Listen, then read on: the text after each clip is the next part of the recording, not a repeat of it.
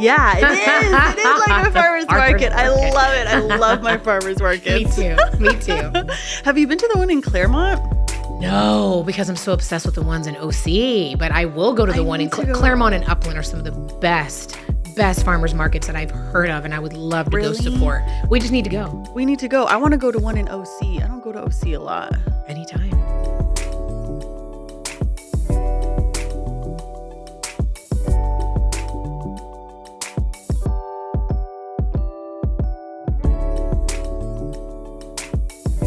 Hello, friends. Welcome to the Solely Human podcast. My name is Jasmine Naomi, and I am your host. I am a clinical social worker here in Southern California, and here on Solely Human, we talk about growth, spirituality, mental health, and we also connect over our own human experiences while also acknowledging that we are soul. And our soul is what connects us to self, those around us, and the universe around us and within us. So thank you guys so much for being here. I'm hyped because once again, I have Ashley here. Those of you that saw the last one or listened to the last one, you already know. So we're going to talk about some pretty cool shit today. Yep. Good morning. Yes. I know that you've already done it once, but I'm going to ask you again. Without telling us what you do for work, who are you? I am a multifaceted soul who is unlimited at the soul level, who is limited at the physical level. Okay. Ancient soul, modern body. Okay. And now tell us what it is you do for work. I'm a holistic practitioner, and I've been practicing for 15 years, but I'm also a personal trainer.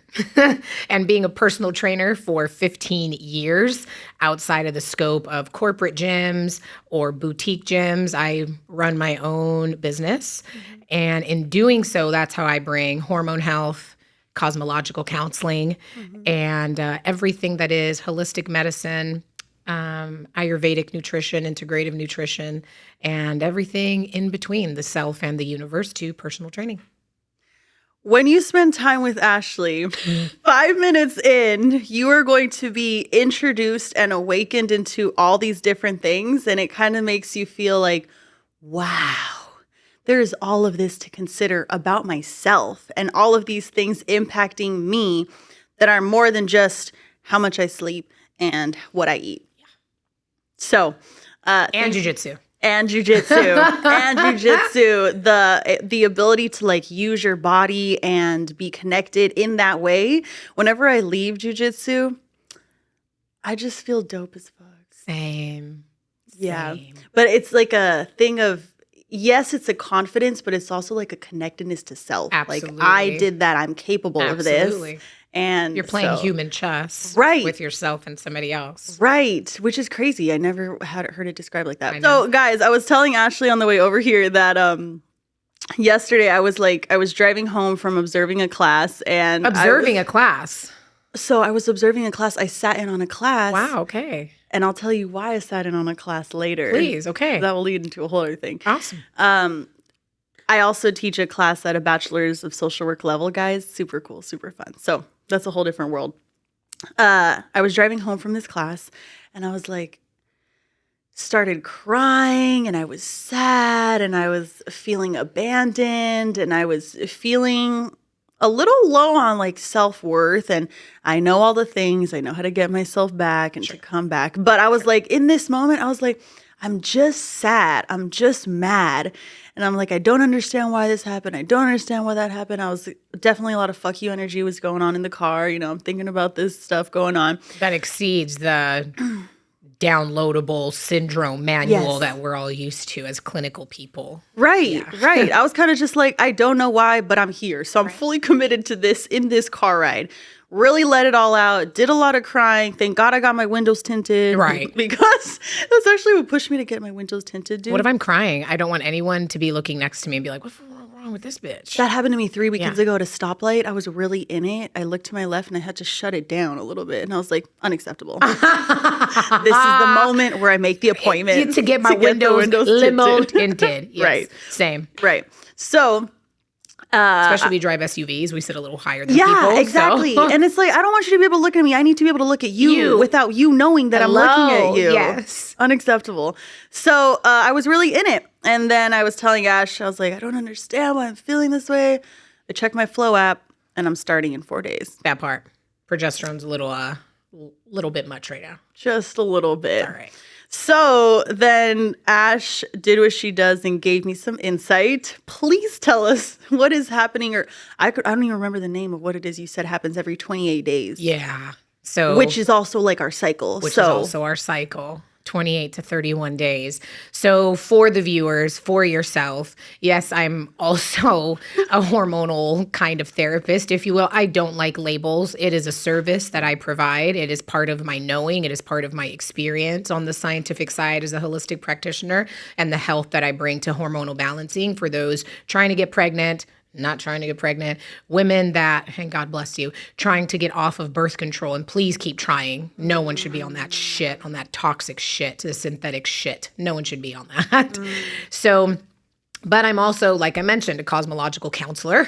So the way that I exist cannot exist without understanding the subtle energies that we are subjected to. And the subtle energies, that being electromagnetic frequencies, that's also being the planets.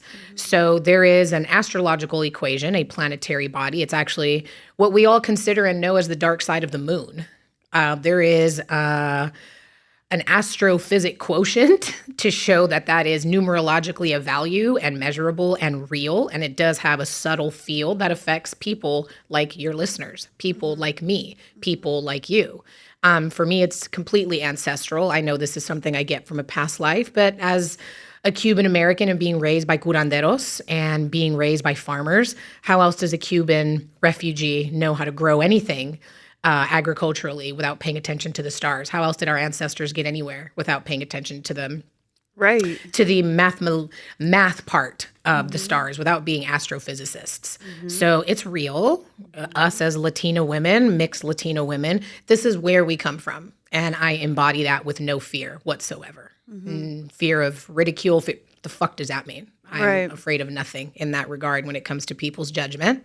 So for the listener, there is an astrological value, a planetary body called Black Moon Lilith. She has different facets. There's Black Moon Lilith. That's beautiful in itself. And if anybody knows about Lilith in the Bible, first of all, that must be my auntie, first of all. Because she is queen of alchemy and queen of everything that I am speaking about. And yes, she was someone that was highly persecuted. I mean, the Bible was written mostly by men, so we'll leave that there. So Lilith and what she represents has different facets. There is Black Moon Lilith, there is White Lilith, there's Oscillating Lilith, and Mean Lilith. Mean meaning numbers on average, and how that quotient comes out to be as a mean, as an average. So Oscillating Lilith is something that comes into orbit with us every 28 days. What else comes into orbit 28 days? Your moon cycle. So you were triggered by feelings of abandonment. I am triggered by feelings of guilt. Wherever that comes from, I have ties in every life to that. I understand that, and I'm trying to understand it more. Oscillating Lilith speaks to our triggers. And this is where women either don't pay attention to their biology at all or blame their biology. So you could blame your cycle, you could blame your estrogen, you could blame your progesterone all you want for how you're having triggers of abandonment and shove it in a glove box and just call it what it is. Did you address the abandonment? No, you did not. Did you address the trigger? No, you did not. You blamed it on your biology. Now, taking that biology and placing it into something a little bit more astro-dimensional and giving it more credit, something that would exist without me even being here, then I start to understand this is a subtle energy affecting me. And it comes every 28 days when I am susceptible to this energy for me to actualize it and figure it out. My guilt comes through my karma in relationships and abandoning myself in relationships. That shit don't come from my mom and dad. Not at all. Mine has nothing to do with my family. It has to do with my own family's genealogy of running from a country where they were starving and being persecuted. And it has to do with me abandoning myself in relationships, as I've done since I was 19 years old, up to currently where I stepped away from the most toxic situation I could have possibly been in. And I have a lot of guilt for leaving my dog. guilt for abandoning myself, guilt for not paying attention to myself. If I would have known what I know now, would I have even left then? No, but it's information I've attained now to help the young women in my life and to actualize where I've been. And the type of astrology I practice uses point of references of then to actualize now, to speak for now. And now that I understand oscillating Lilith every 28 days, I understand my triggers. If I understand my triggers, I don't need the DSM, whatever version they're on now. I can find that within myself. And does this happen for everyone or just women? Because of the sacred masculine that I work with, I have to give credit to that. It does happen to everyone who is willing to pay attention. Okay. Right? So the men that I train, the men that I work with, the men that I work in any type of co-alignment with, they are men that are awakened to this, my father included. Can I speak to every woman and man about this? Let alone even if they're my clients or patients? No. Okay. But if you are awake to this and if you understand that God is love and God is creation, then these planetary bodies, if created by God, have everything to do with me. And there are some people that resonate with that and some people that don't. Right. I definitely came from the place where there was not any resonation there. Definitely ridicule, definitely like, that's not even real. Like, it's a joke. Why would you even? And then when I started to explore like my own spirituality, it's kind of like everything is connected. Why would that be excluded? Why? Because in there is greater truth. And if you find that greater truth, well, now you are absolved of the responsibilities of the world. And unfortunately, the polarity that we incarnated into as humans, choosing this experience, they, whatever they means, and that's air quotes for people not able to watch the visual, they don't want you to be aware of the veil so that you remain a slave. I did not incarnate here to be a fucking slave. No. Not even to myself. No. So everyone experiences this astrologically black moon Lilith. Oscillating Lilith. Oscillating Lilith. And it's just a matter of, like a lot of things, I feel like astrology, it affects all of us. So what we do if we're aware of it, and then once we're aware of it, what we do with it. Exactly. Okay. Exactly. Okay. So being in this place where each month we are brought to our awareness our triggers, and if we're listening and or we're not, and then in conjunction with the cycle, there are a lot of things going on biologically and astrologically all at once. I'm feeling it. You are. I am too. I am too. Just gonna take a moment. Take a moment. Yeah. That's what truth feels like. Yeah. It hurts. Yeah. Yeah, I know. But I would rather it hurt and be real and be free in that hurt than to act like it's not there. Abide by a false narrative, which right. in the end makes you hormonally unbalanced anyway and will create dis-ease. If I could real quick, I don't know, just so you can have a minute, I don't know who created the word Cancer, but the moon is what rules the planet, is the ruling planet of the astrological or the zodiac sign Cancer. And I mean, my teachers have done up to 15,000 readings. In the last 5 years, I've easily done over 500 readings of any form, with any couple, with any person, transgender, didn't matter. 500 readings is what I've done in the last 5 years that I've been practicing. And dis-ease and Cancer together, remember, Cancer is an emotional sign. There's so much correlation. And of course, there's always references at the end of this podcast when I'm on it. I would implore anybody to go and explore for themselves and find this information out themselves like I have. So much of dis-ease, Cancer being one of them, is tied to lack of emotional health and emotional repression. So what does that mean for not paying attention to what is trying to reach you? Putting that in a place where you try not to access it. And what does that mean to your own cellular behavior? It will make you sick. So you might as well feel it and let it hurt all that it needs to. And you're saying this, so this is like also an astrological understanding, or this is a biological, or all of it combined? All of it. Yeah. All of it. I am hardly anything without knowing that I am an Aries with a Leo moon and a Virgo rising. I am still that person without those mathematical equations.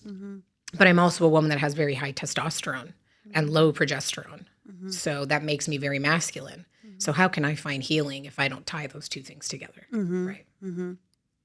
And we talk about this a lot in mental health and the whole understanding of how experiencing things, events, traumatic events, it has an impact on our body physically, and how generational trauma can have an impact on our body physically comes into play a lot. One, if you've already experienced it, but two, what it is you do with it. And if you do absolutely nothing. That's what we're not taught. Right. Even those of us at a graduate level or doctoral level of education, who has taught us what to do with it? Right. Right. And if you don't do anything with it, it's just there and your body absorbs it and it just grows and it can consume you, and it can consume you emotionally, spiritually, but also physically. And that's where we see like higher rates of Blood pressure, cardiac arrest. There's a word that I'm thinking of. Autoimmune diseases. Autoimmune, especially Hashimoto's. Why is it that, and I work with a lot of people with Hashimoto's, and quite a few of them, men and women, have walked away with that being completely healed, praise the universe. Wow. And Hashimoto's, why is it that doctors can't, by the way, in Sanskrit, doctor means teacher. And unfortunately, the average physician spends 6 minutes with a patient. So where's the education in that? Especially if we're coming at this with the Hermetic oath, first do no harm. How is that not harmful, giving somebody on average 6 minutes? So that's why I never went towards the medical model myself, but I know the books quite well. And what are you supposed to do with this information once you find that pain within yourself? No one teaches you that. Well, and especially because most people place such a trust in their medical physician, in their doctor, But yet doctors can't tell you anything about Hashimoto's. Why can't they give us an answer for what Hashimoto's is and why? Right. It's an emotional disease. That's why. And I've seen that process, and it's testing and testing and testing, and yeah, but testing an organism individually as instead of a whole synergistic being. Right. No one tests his emotion. No one tests physical and sexual abuse at a young age and what that does to you and how that creates emotional dysfunction and therefore biological dysfunction where your body turns on itself, which is Hashimoto's. The friend that I told you may or may not reach out, she talked to me about how this pain that she's having. On the left side of her body? Yes. Well, what side is that of the aura? That's a feminine side feminine of the aura. energy. That's right. And she's gotten all the scans, all the treatments, has done the PT. And I was like, amiga, this is all happening on the left side of your body. And so after having spent time with you and having these conversations with you, I told her, I was like, it is a possibility that your left side is your feminine energy, right? So I said, I don't know if you've looked into alternative ways of understanding yourself after having been given the same situation over and over again with your providers, but that's something to consider and something to think about. And that's all we're here for. We're just here to have somebody consider something. Yes. That's all. Yes. Well, because then you plant those seeds. That's right. And then you let them grow. Seeds as grow they in do or darkness, don't. right? They germinate in darkness. Yeah. I'm a cannabis propagator. I also grow my own vegetables. There's no way I could even have the root come out of one of my seeds without putting that seed in water in complete darkness. And then you wait. That makes the person too, yeah. Yep. And I think we talked about this a couple of weeks ago where you watch people that you love, and I'm like, I just want you to do exactly what I'm telling you to do. Exactly, because it's good for you. But then that's like adopting the parental model, right? And right, yeah. And there's no like self-determination there, right? It's just I love you, and so I want to control how this goes because I care about your well-being. Right. But that's not how things happen. And if there's anything I've learned in the past few years, it's that we go through our own experiences to get us to where we are. Certainly. And then those seeds that people have planted, they do what they will on their own with your choices, with your experiences. So that's love in itself right there. Planted the seed, and I wouldn't grow anything if I didn't love what I was growing. Not everything comes out of the soil. Not everything makes it, but there's plenty more that makes it as opposed to then what doesn't. So, and that's the whole picture of love and planting a seed in someone's consciousness anyway. Right. So you just got to leave it at that Yeah. and hope. So you talked about hormones a little bit briefly. I did. Can you tell me more how you work with hormones with your clients? Yeah. So in general, with males and women, I really like to, first of all, deal with cortisol.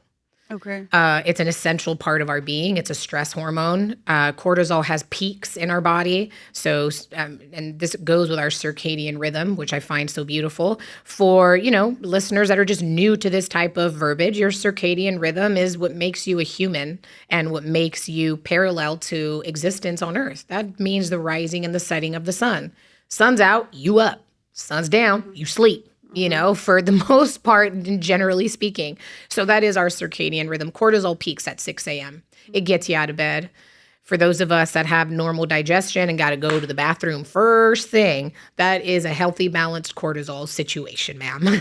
So 6 a.m. digestion, Agni, as I've understood it through Ayurvedic medicine, your Agni. And that just is Sanskrit for your digestive heat. That gets going at 6 a.m. So I know I talk about this all the time. The black coffee risers at 5 a.m., that level of gut hatred that you are placing unto yourself for the sake of energy, highly would consider people to ask questions about that at the very least. So cortisol is our natural stress hormone. It's associated with our fight and flight responses. So if you've ever been kind of looking at the phone while you're driving and you realize the asshole in front of you steps on their brake for no fucking reason, they stepped on their brakes and you step on your brakes and all of a sudden your pupils are dilated, your ears are, well, that's adrenaline, right? So coffee, adrenaline, stress, cortisol. You kind of see where I'm getting into this, right? Where our habits can overshoot our hormones, overproduce responses, and therefore throw us out of balance. So those are the main ones I work with nutritionally. I'll go right into insulin first, especially for women. If your blood glucose is something that is just not very balanced, what would that look like? Wired and tired when it's time to go to bed. You're exhausted physically, but mentally you cannot shut off the monkey mind. And by 3 p.m., whether you got to pick up kids or not, you're exhausted. You just want to lay out and sleep where you're at. That would kind of call to some type of glucose insulin instability. And for women, that really speaks highly to blood pressure. So many women I deal with, and there's percentages and references for all of this, women actually deal with high blood pressure, hypertension, 5% more than men do. Is it because men have a problem reporting their maybe. That's for the male ego. I ain't got nothing to do with that. I have my own male ego inside of me to deal with. But reportedly, women deal with hypertension 5% more than males do. I wonder why that would be. Pick up kids. Run a career, be beautiful, go get waxed, do this, do that. Did I sleep? Go take care of my parents. What we are as nurturers, we overshoot in our behavior sometimes, and it does make us sick, leading us to hypertension. Now, all of a sudden, you're on all those pharmaceuticals are synthetic, and including birth control. Synthetic anything has to be processed by your liver. You tell me how much your your elimination and detoxification champion is supposed to continue to be that champion for you with synthetic byproducts being put through it, leading to more high blood pressure, leading to more medication. If only we understood a little bit more about hormones, could we be healthier and stay out of pharmaceuticals? I'm not saying hospitals or doctors, pharmaceuticals, and be out of that business a little bit more? Well, yeah, the answer is yes. The things as women that we do, because I'm thinking about everything that you're saying. So me being a therapist, I'm thinking about the amount of the emotional part that goes into post being stressed about all these things. And then you have all these the anxiety that might kick in or the expectations and just the overwhelming thoughts about self. Yeah. And then how that probably just continues to feed into what your body's experiencing. That's right. And then you're absorbing these things, right? So we've talked about in our previous episode how we speak to ourselves, how we speak to our cells, and just the impact that has. But then the combination of how we're treating ourselves, because no one here is saying that all of that can't be done, right? We talked about how we are more than capable of this and we have everything that we need internally to do these things, but it's how we do them, how we take care of our bodies while we're doing them and how we're talking to our bodies while we're doing them is what will keep us well, and not just well, but like thriving. Yes, not just Alive. living. I mentioned in the last episode for, those that perhaps didn't catch it, could you conduct your own breathing patterns while you sleep? You and me can do breath exercises all day, before jiu-jitsu, after jiu-jitsu. We can do any number of breath practices that we want with our conscious mind being awake. However, when you go to sleep and you're in your REM patterns or REM cycles and your gamma waves and your theta waves are doing what they're supposed to do, are you breathing? Or is your autonomic nervous system allowing you to breathe? That is the greatest laboratory on earth, is the human body, let alone the women's body. There is no greater laboratory on earth than that can autonomically, the prime nutrient is not water, it isn't protein, it's oxygen. And your body will compensate from absolutely anywhere and everywhere the moment that there is an issue taking an oxygen. That is so huge, because while you sleep, you're breathing. If you had to do that on your own, you would die before taking your next breath. And your body does that on its own. Imagine with microwaved food, processed food, synthetic pharmaceuticals. How is that kindness to yourself? You see why Black Moon Lilith has to come around every 28 days. Like, you gonna get it now, bitch? Or what? You gonna get it now? Right, yeah. And I'm like, took 26 years, but I'm listening. I'm listening. Girl. But 26, I was so balls deep in my ego as a professional athlete. There was none of this. The most I had at that point was Abraham Hicks, the law of attraction. That's most of what I had in my conscious awareness. So you're doing just fine. You're leaps and bounds ahead of where I was at 26. Thank you. Absolutely. Thank you. Well, having women like you and a couple other women, just being able to hold space with you guys and listen and observe and watch, and it makes a big difference. Yeah. You know? Well, and thank you for letting us be a witness in your life. Someone 10 years younger than me, like, to be a witness to you is also inspiring to me to be better and continue on this path of absolute fearlessness.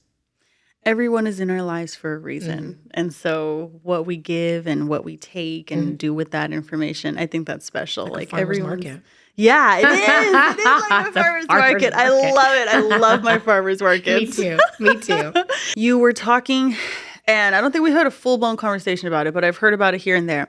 How does birth control affect a woman's body? And I'm asking this question because my guess is that a lot of women don't know, because I don't know. And I stopped a long time ago because I was like, one, not really getting much anyway. So this is unnecessary to be consuming this. And this is actually when we met, when you had just kind of gotten off. Exactly. 2 years ago. Exactly. Yeah. And then two, I was like, I don't like the idea of taking this every day anyway. So how does it affect our body as women? Well, let's approach it from the standpoint of research, right? And obviously I'm not, anything that I say having to do with the opposite sex has nothing to do with me coming down on the opposite sex. That's not what I'm about at all. So if any of that comes out, if there's any males listening, that's not at all my directive. But let's think about the research. Let's think about who's behind that research. Most of the research about birth control will say that, no, it doesn't actually make you gain weight. How about in the sleeve of the actual birth control tablets that it's in, when you read that paper, one of the side effects is up to 20 pounds of weight loss, however the research. Also, birth control hasn't been updated since 1968. I don't mean the modalities, I mean the pill. I know there's IB this and that and magnetic things, and you do what you got to do. I coach everybody. Do what you got to do. We'll have conversations about anything. But the pill itself hasn't been re-looked at since 1968. It's 2023. You know what I mean? That in itself should have eyes and eyebrows highly raised and highly open. Like, what? Well, I mean, mine are right now. So how about for the mothers that just, I'm too busy to care because I have 5 of you or whatever, and my child has acne and she's going to start her period. Let's put her on birth control. Do you know that birth control, once started at the age of 15 and taken for over 10 years, is actually linked to Hashimoto's? Really? 1000%. That'll be a reference linked at the bottom. I implore everyone to look into it. Wow. Yeah. Those have been some of my leading conversations with women that are my age or a little younger that have been on birth control since they were 16. They have Hashimoto's. That's wild. Yeah. It doesn't surprise me that that's the case. It's but fascinating wild. information. Doesn't surprise me. Right. So how many other countries use this tablet? India doesn't. Southeast Asia doesn't. The Ukraine doesn't. Russia doesn't. Cuba doesn't. They're just really wanting to kill us ASAP. Hello? Oh, yeah. I don't actually know if I'm allowed to say that. It's my podcast. We're saying it. We're saying it. They're just, let's just speed up this process ASAP.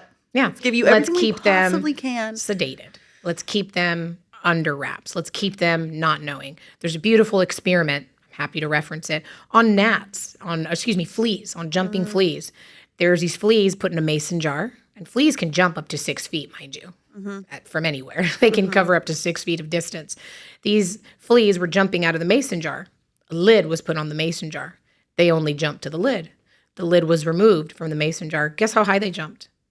Up to the lid? Correct. That we are those fleas. Not me. Right. Not you. Not us. Maybe not you, not our listeners if you're listening, but we are those fleas. That's a trip. Correct. So what it does to the women's body, it disconnects the conversation between your ovaries and your brain. So while you think you're not getting pregnant for any reason that no one gave you, you just think you're supposed to be on this because your mother doesn't have time for you because she's got 12-hour job she has to work or whatever that you're not paying attention to, whatever that reason is that you're not getting pregnant. Your ovaries are not having communication with your brain. Tell me how your foot would operate when it's not connected to my brain through the fascial network. Are you going to walk? No. Right. So if we are disconnecting a neurofeedback loop between our reproductive organs and our CPU, what does that do to a woman's health? There's no right or wrong answer to that, but honestly, what does that do to a woman's health? Let alone that it's synthetic. What is your liver supposed? You know how many livers I've had to detox on women under 30? And detoxing the liver is nothing to play with. That is your detoxification organ. So to detox that, you need to be very careful. You can make yourself very, very sick, very ill. But the approach to someone's liver that I've had to take for someone to get off birth control because they've been on it since they were 16 years old is painful for me to witness. And I'm so glad I'm the warrior that I am because it breaks my heart every time. But you just have to suck that up and be there for them and kind of be that rock. It's painful, bro. How do you detox a liver? Well, thank God for Ayurveda. I just do it through herbs. I introduce a little bit of charcoal. You have to do it very, very lightly. Yeah. You can also start with removing heavy metals. So something as I say simple, it isn't simple, but you might want to take a look at the metal in your mouth. Okay. Metal in the mouth. Like, first of all your teeth are, for those of us that enjoy acupuncture works on something called biomeridians. There are electrical channels in your body. Each one of your teeth connects to a biomeridian. Your molars connect to the meridian of your heart. If you have a metal encasing, mercury encasing in one of your teeth, and that biomeridian happens to be to your heart, you might be, and then you're on birth control, you might be someone who is making themselves very ill. The amount of mercury that they put in a tooth, by the way, if that amount of mercury is in a lake, they're going to shut that lake down. Every time you masticate on something like that, it gets emitted into your bloodstream.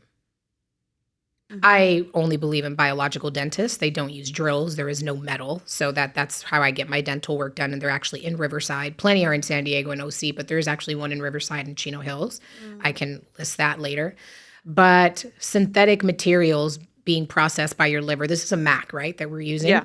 Try putting HP software in this and tell me how that's going to behave. It's not. That's synthetic materials that your liver has to process. Okay. I hope that a lot of women are listening because I'm learning and I'm learning and absorbing this. And so same. I'm still learning and absorbing. Yeah.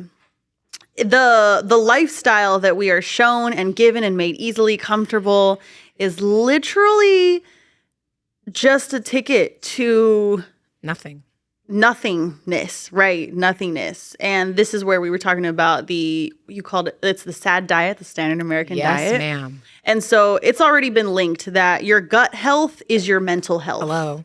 So that is also proven. That will also be listed below. But what we feel here and what we're giving this here affects us up here.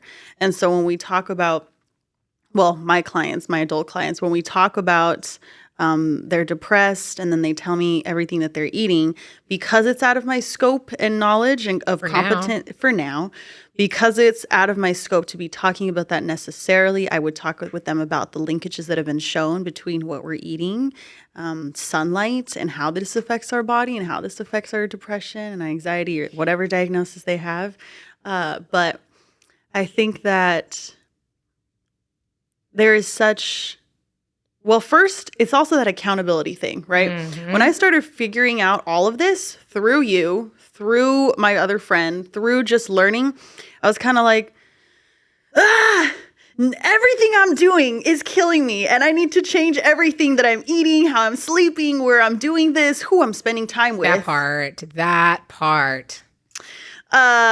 It's like the accountability. Now I know this. I know this about my body, right? So as I'm learning about my soul and as I'm learning about my body, and the doors open and it's like, all right, now you have choices. And now you need to make better choices that are going to give you what you actually need and not some temporary thing that you think is going to help. And then 4 hours later, you feel like shit. That is accountability when you realize I am a soul having a human experience. Absolutely. Yeah, I find that sometimes I'm extremely connected to the soul and not connected to the human. I'm okay with that. If that means we get to help more people, you can meet me in the astral realm and I'll be down here 2 days a week. I'm chilling. Right. Yep. So right now, in talking about hormones and talking about the woman's body and talking about some astrology, right now, we are in the beginning of November. Can you tell us, Scorpio? I love Scorpios. Can you tell us where we are, what this means? It's November 8th. Yes, it is. It is November 8th, and it is the 15th degree of Scorpio. And you told me once there are 29 degrees? Yes, because 0 is a value. It's a placeholder. Is 20 without the 0. Is 100 without the 0.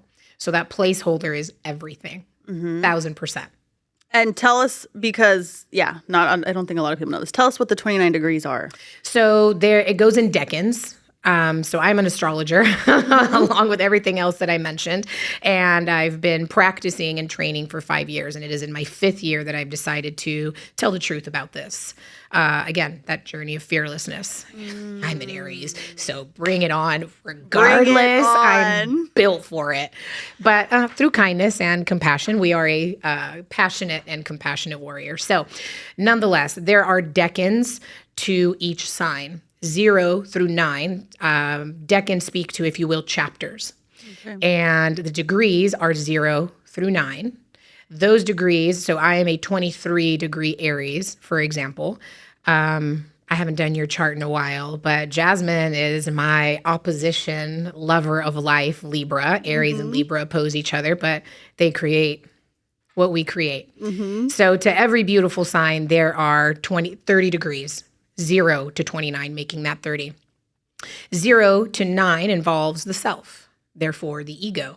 And by the way, guys, ego is not anything you need to diminish, make your bitch, dissolve yourself of. If you were not supposed to incarnate with ego, you would have been some light being on Venus somewhere. Ego, for those of us that are clinical, for those of us that are a little less clinical, for those of us that are more spiritual and combine them, ego ain't nothing but a homie in the back seat. But it's in the back seat. Cannot be a driver. Right? That's in your backseat always. So 0 to 9, the self, ego, and love, how you proclaim your love to self.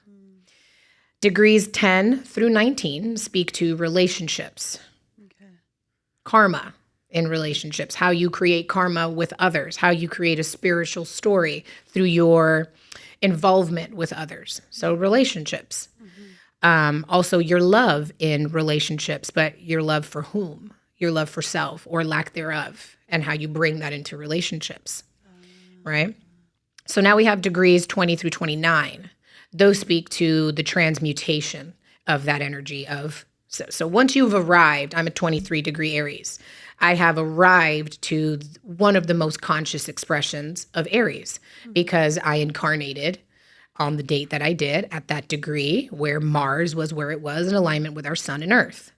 What that means is my soul, your soul embodies all of your incarnations, all of your stories, and it's hidden in your subconscious. Okay, so this is where we get astrophysical, physical, non-physical, metaphysical. Meta just meaning first, the beginning of. So my metaphysics began on this date, under 23 degrees of Mars, yada, yada, yada.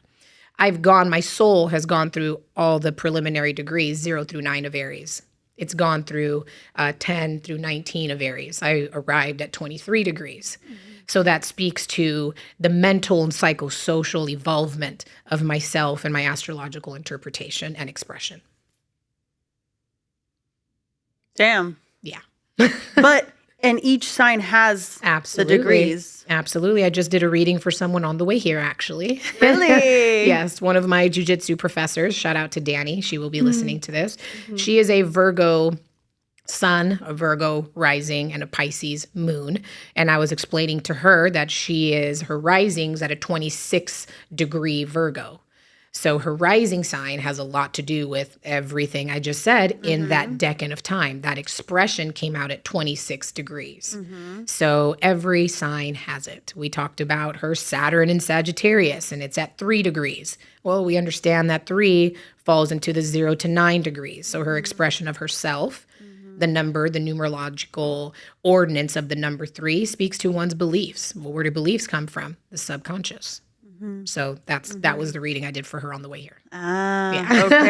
Okay. And so knowing even not just our signs, but like the degree of the sign that we have. You come to a practitioner like myself.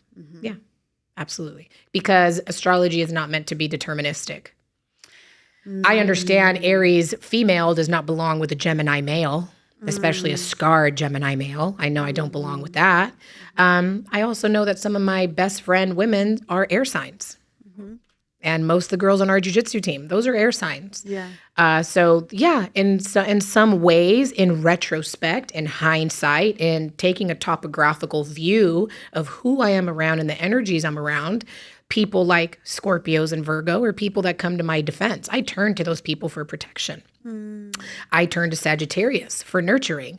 But this is because of my past experience has shown me. I'm not reading charts and saying, oh, these are what I'm going to organize. And that's taking too much of a human approach to something way more conscious and way more ancient than I've ever been here. I'm 36 years old. I'm a dot of nothing in the universe.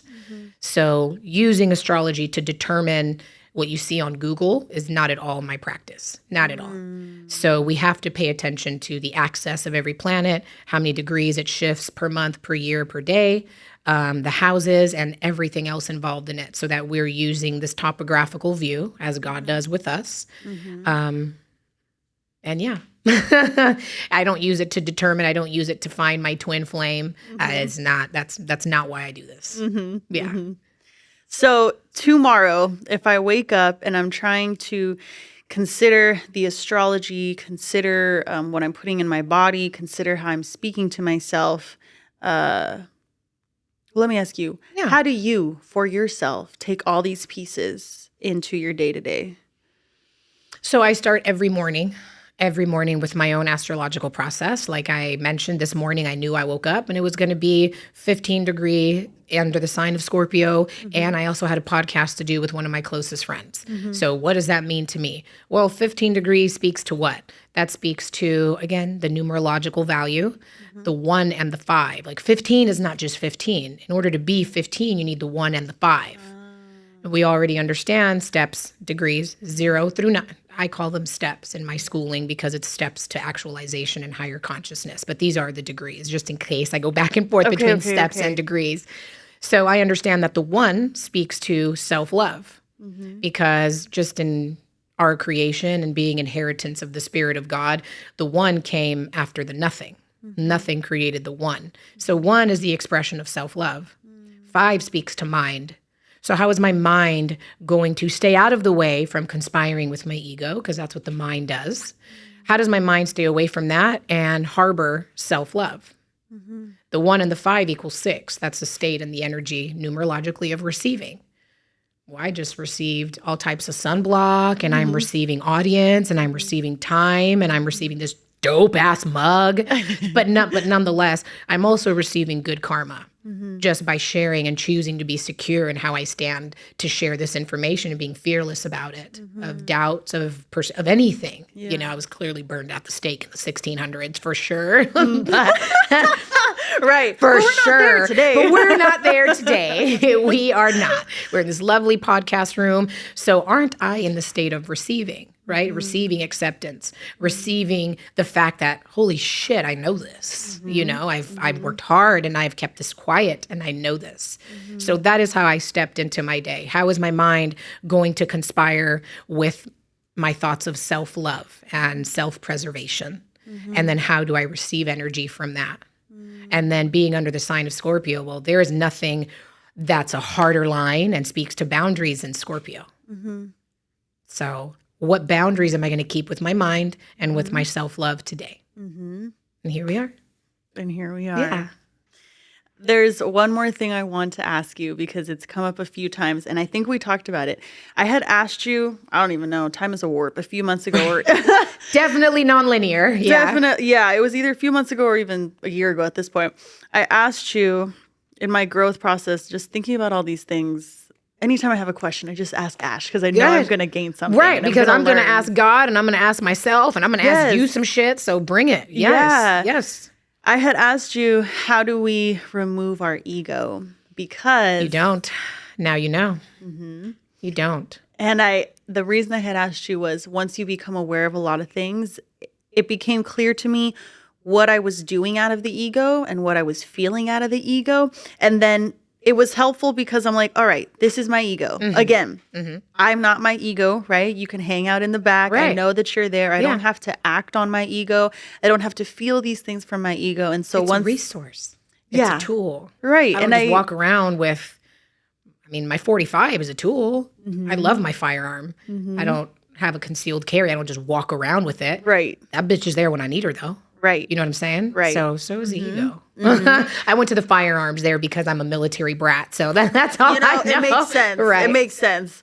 But I asked, and because for me at least, not a lot of good has come from my ego. Nothing good has come of mine except my sports endeavors, my dear. Right. So, one, how do we use our ego as a resource? Because, again, nothing good has come of it. And that's why I had that question. I wanted to eliminate it altogether. And then you said, actually, that doesn't happen. So, how do we use our ego as a resource? Create a relationship with it and do exactly what you just said. So, for me, jealousy and guilt are a big thing.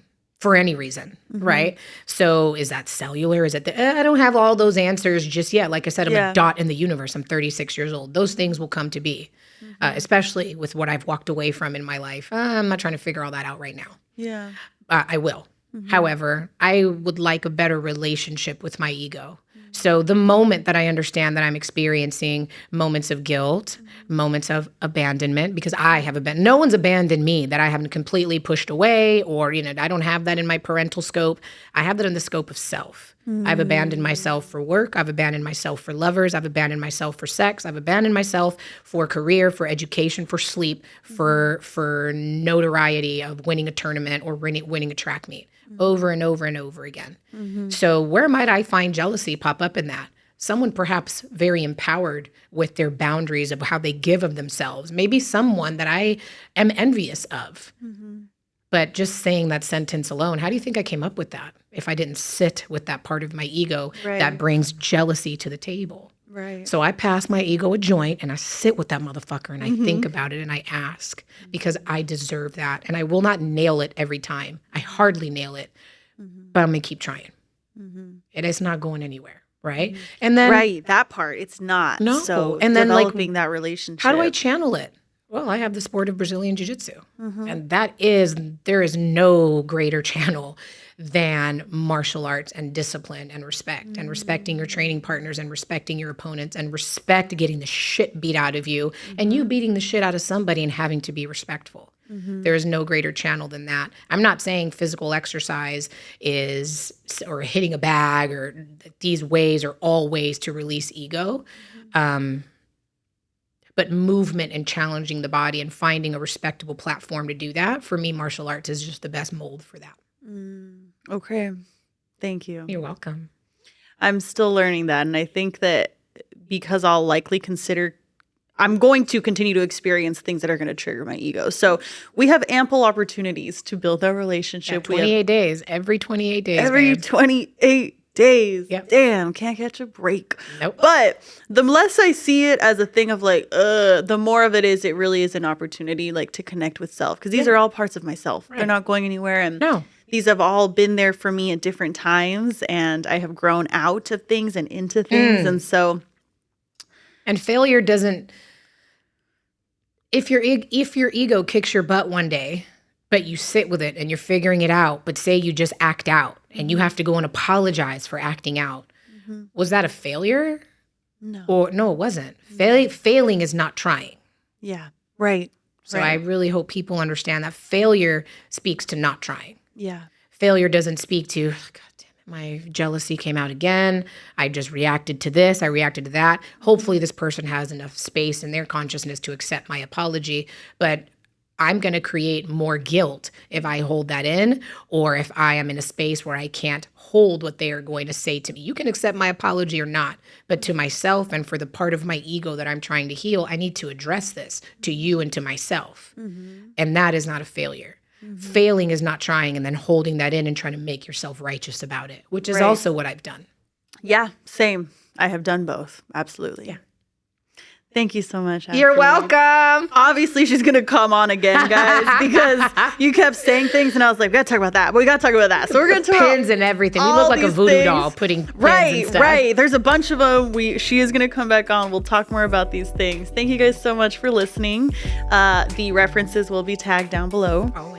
As you go into your day, guys, as you go into your week, try and be empathetic with yourself the way you would someone that you love and someone that you care about. Speak to yourself with kindness, with love, with patience. Speak to your ego with an understanding and with an acceptance of, and to understand that the ego doesn't need to be this bad, crazy thing that's running you, right? It's just one part of you. So speak to yourself with love.